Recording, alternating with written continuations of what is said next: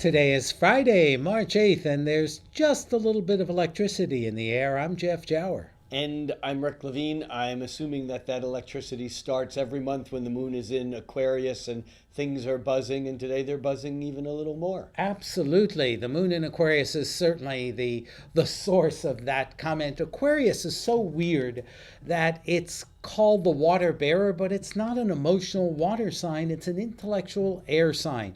And it represents a kind of crackling of making connections in the mind. And I think that's one of the background forces working today. Well, and I think that today's moon in Aquarius does hook up with several outer planets. I mean, it forms a harmonious sextile with Uranus and a trine with Jupiter. Uranus and Jupiter are both crackly in their own way. Yeah. Uranus is probably more crackly because it's related to lightning. But, you know, Jupiter has a storm. It also has its own level of lightning.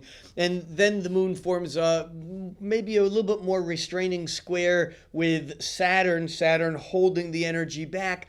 But I think that there's a deeper energy that's restraining us all, even though it doesn't stop the crackling, the lightning on the surface.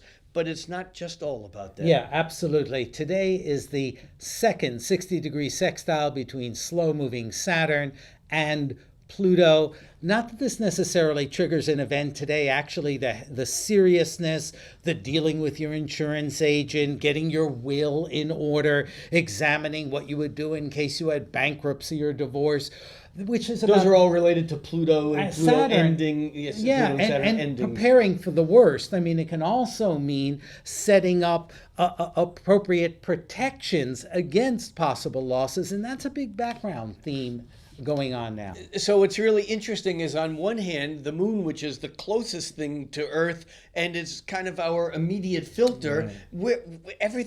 There's an excitement, there's a buzz, there's an energy, and yet we need to remember that we shouldn't be totally distracted by this, by the static electricity, that there's a deeper message behind that. Even though it's not just about today, paying attention to it will help us in the long run.